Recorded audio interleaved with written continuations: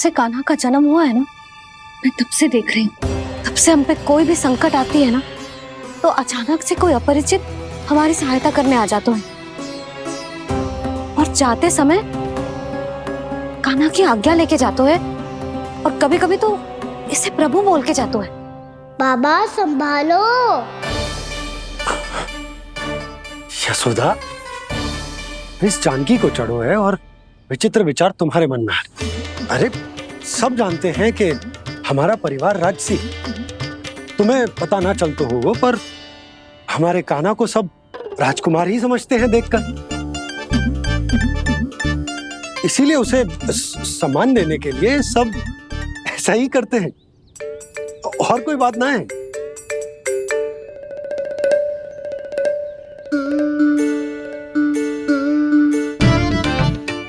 अब जे मेरे लल्ला को ऐसे क्यों घूर रहे हैं? बुरी दृष्टि लगाएंगे क्या? वैद्यराज जी, आपके सहायक तो गए, अब आप यहाँ क्यों? वो क्या है ना, मैं अपने रोगी का निरीक्षण करके पूरी तरह से संतुष्ट होकर ही जाता हूँ।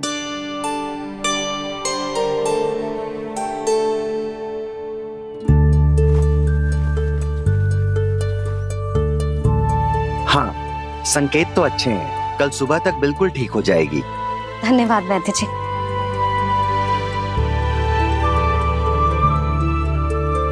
बस तो फिर हम कल पकड़न पकड़ाई खेलेंगे जानकी।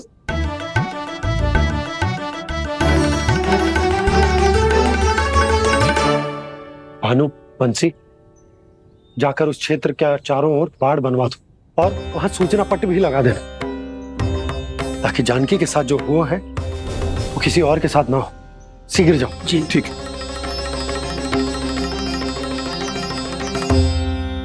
बाड़ और सूचना पट लगवाने से समस्या का समाधान नहीं होगा बाबा। निर्दोष पशु सूचना पट देखकर भी कुछ समझ नहीं पाएंगे।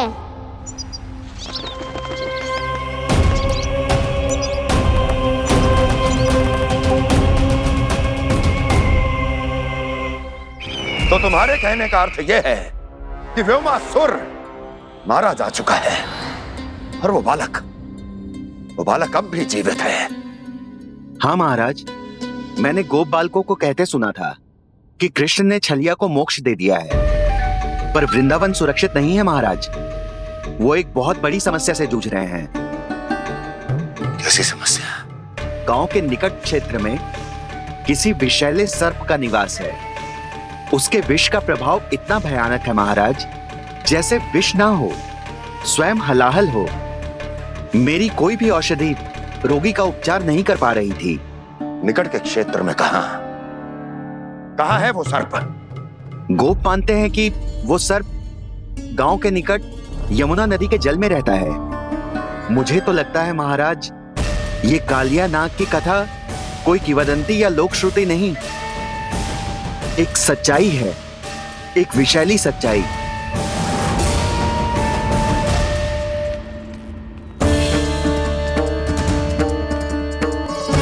कालिया का सामना करने का समय आ गया है, पर उससे पहले मुझे बुलाना होगा उन्हें।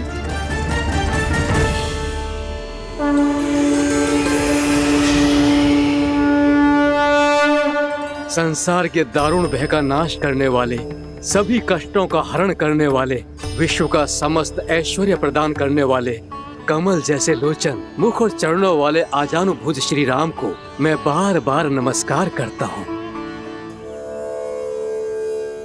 आपदामपहर्तारं दातारं सर्व संपदाम लोकाभिरामं श्री रामं भूयो भूयो नमाम्यहम्। कागभूसुंडी, कागभूसुंडी, कागभूसुंडी। प्रभु क्षमा करें, मुझे जाना होगा।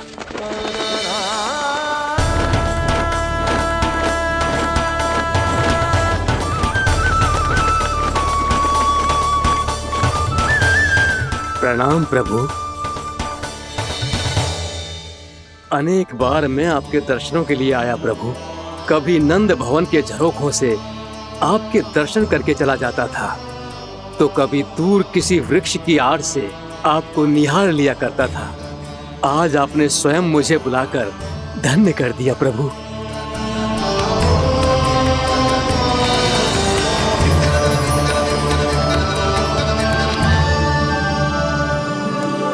मैंने आपको यहाँ एक विशेष कारण से बुलाया है।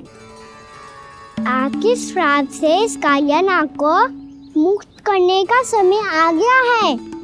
ये तो बहुत ही उत्तम समाचार है प्रभु। इतने वर्ष बीत गए, मुझे आज भी स्मरण है वो दिन जब मैंने उन्हें श्राप दिया था। अपने क्रोध पर नियंत्रण खोकर बहुत बड़ी भूल कर दी थी मैंने प्रभु। बीती हुई घटनाओं पर दुखी होके कोई लाभ नहीं है। हमें भविष्य की ओर देखना होगा।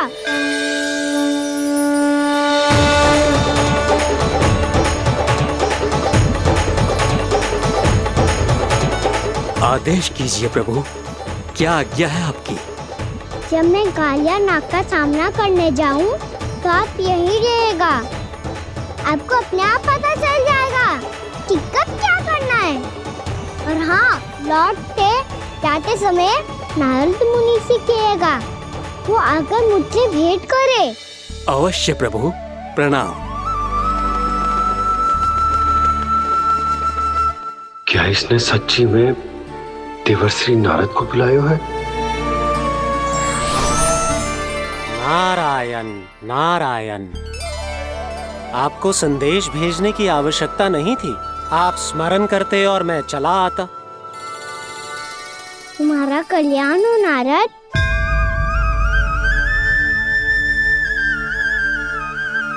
मैंने तुम्हें एक विशेष कार्य के लिए बुलाया है। आज्ञा दीजिए प्रभु। तुम्हें एक बार फिर कंस से भेंट करनी होगी। विचार कीजिए महाराज, क्या आप बिना किसी शंका के कह सकते हैं कि कौन सी पंखुड़ी पहली है और कौन सी आठवीं? उस दुष्ट से भेंट करना स्वयं कीचड़ में उतरने के समान है प्रभु। कमल पुष्प प्राप्त करना हो तो कीचड़ में उतरना पड़ता है नारद। आपका आदेश तो मैं स्वप्न में भी नहीं टाल सकता प्रभु। कंस कालिया नाग के बारे में जान गया है, पर वो उसका सामना करने का साहस नहीं कर पाएगा। मैं आतुर हूँ प्राप्ति, मूर्ख नहीं। मेरी बुद्धि फिर नहीं गई है। मैं स्वयं उस कालिया जैसे महाविषैले सर्प के सामने खड़ा हो जाऊं और अपने ही काल को आमंत्रित कर लूं। तो फिर अपने लाभ के लिए उसका प्रयोग करने का कोई और उपाय सोचिए स्वामी। कुछ ऐसा कीजिए कि यमुना नदी का पूरा जल विषैला हो जाए और वृंदावन वासी उसका उपयोग करे, और आपका काल कहलाने वाला वो बालक स्वयं काल के गाल में चला जाए।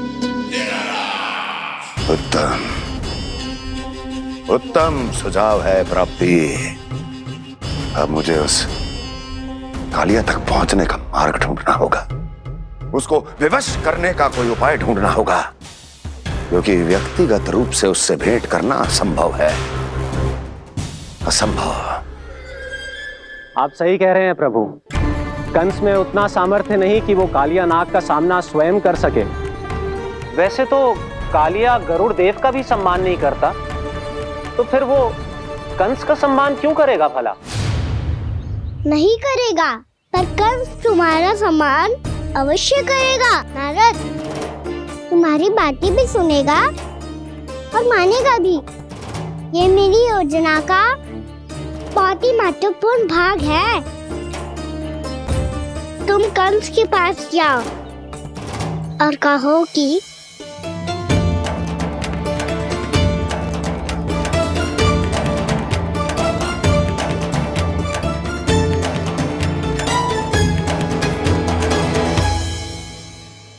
संतान अपने माता पिता को तीर्थ का सौभाग्य दिलाती, और मेरा लल्ला कितना महान है कि उसने हमारे घर को ही तीर्थ बना दिया। ऐसा तीर्थ जहां मेरी आंखों के सामने भक्त और भगवान का मिलन हो रहा है। जो आज्ञा प्रभु।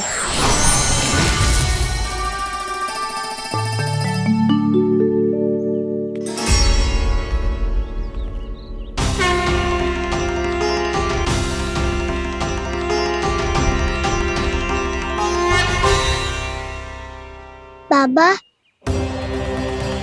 कान्हा, ये सब क्या चल रहा है? पहले काग भुसुंडी जी और फिर जे नारद जी। क्या योजना बना रहे हो तुम? कान्हा, बता ना लल्ला, क्या सोच रहे तू? कान्हा देख, अगर तुझे अपने बाबा को ना बताना हो ना, अपने भक्त को बता दे। क्या सोच रहे हो लल्ला? क्या करने वाले हो आप?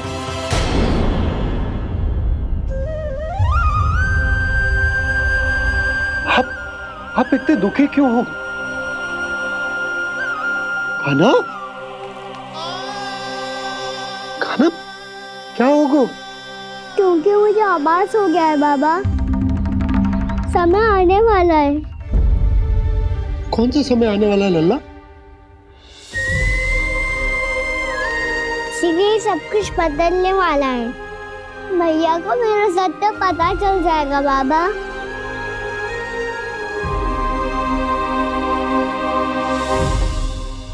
पर लल्ला, इसका काग भुसुंडी और कालिया नाग से क्या संबंध है? ऐसा क्या हुआ था और क्या होने वाला है?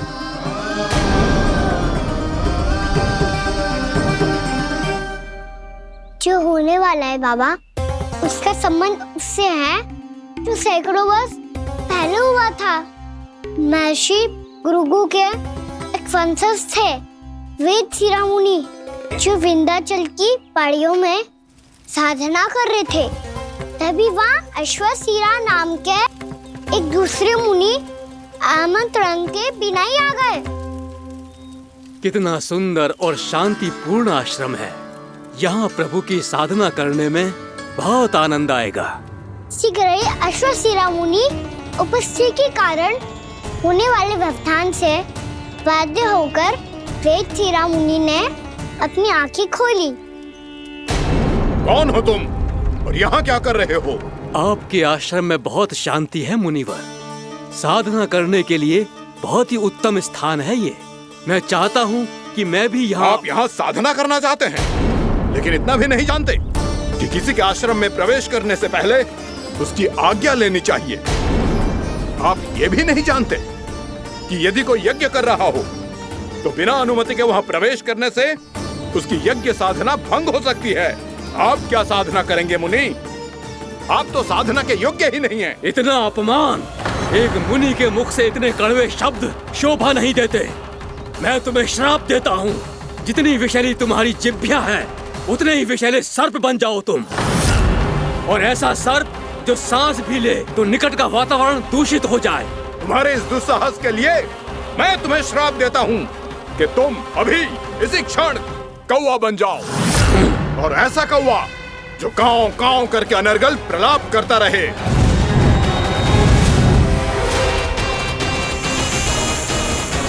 ये मैंने क्या किया?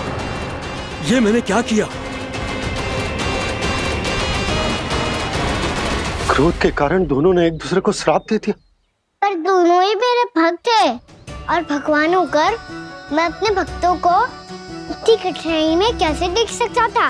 इसीलिए जिस संकट में उन दोनों ने अपने आप को फंसा लिया था, उसका समाधान करने में मैं उनके पास गया।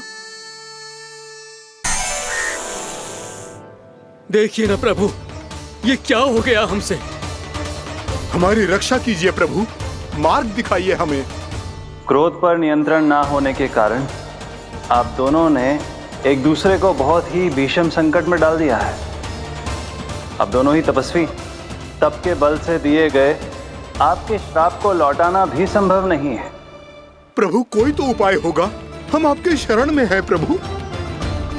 अपराध तो हमसे हुआ है प्रभु, पर अब आपसे ही आशा है। कुछ ऐसा कीजिए भक्त वत्सल, जिससे हम दोनों के श्राप का प्रभाव कुछ कम हो जाए।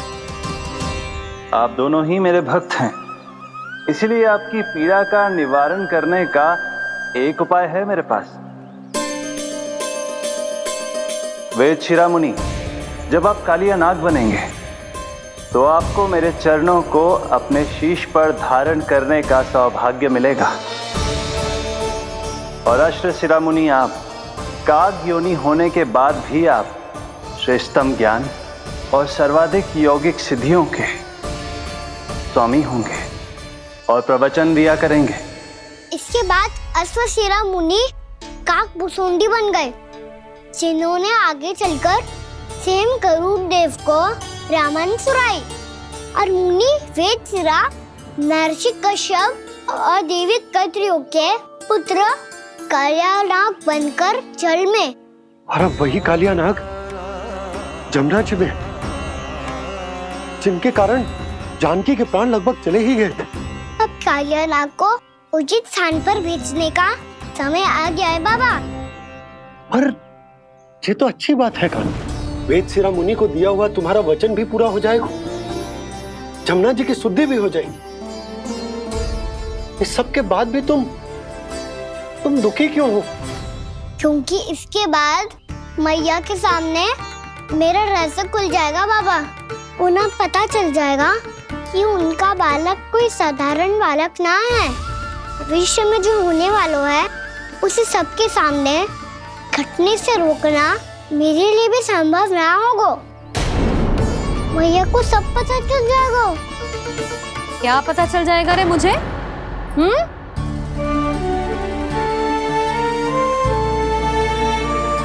यही कि सबसे अधिक प्रेम मैं आपसे ही करता हूँ।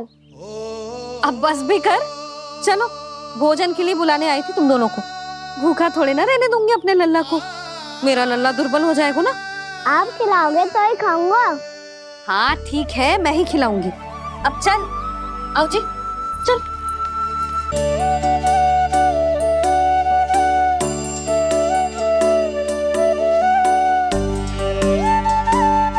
मैया खेलो ना मेरे साथ। मैया सुनो ना, मेरी बात ना मानोगी? अभी बहुत कार्य पड़े लल्ला, देख जानकी को औषधि भी देने जानो है ना। औषधि मैं दे दूंगा, फिर तो खेलोगी ना आप मेरे साथ। पिछले कुछ दिनों से अपनी मैया का अधिक से अधिक प्रेम पाने का प्रयास करो है कान्हा। इसका तो एक ही अर्थ हो सकता कि कछु बहुत बड़ो होने वालों है। कान्हा रुक जा लल्ला। कान्हा क्यों तंग कर रहा है? मैया को पहन लेना। कान्हा, कान्हा, ये क्या करो तूने?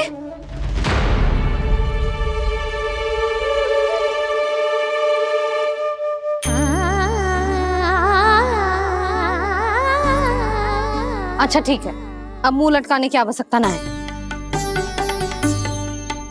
ये ले।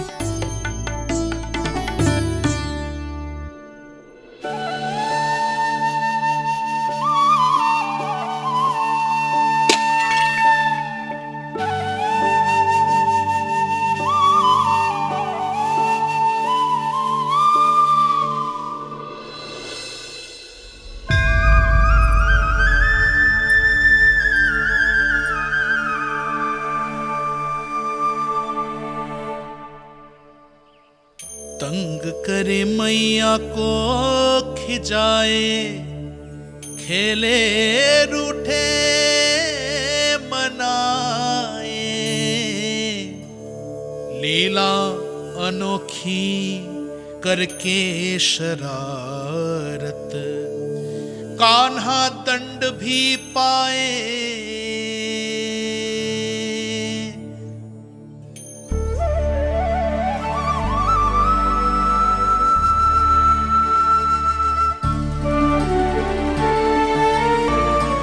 रूठना मनाना, खेलना खिलाना, पहले शरारत करके क्रोध दिलाना और फिर क्षमा मांग लेना, ये सब जानबूझकर कर रहे है कान्हा। जैसे जीवन भर के लिए अपनी मैया की ममता को अपने हृदय में समेट कर रखना चाहते हो। कैसे कैसे करूं उस कालिया से मित्रता, कैसे करूं उसका उपयोग?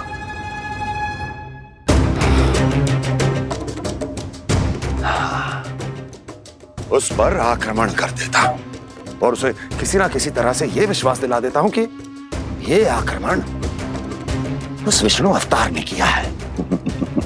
फिर वो क्रोध में आकर सारे वृंदावन वासियों को अपने विष से समाप्त कर देगा। उचित है, ये उचित है। नारायण हरि, नारायण हरि।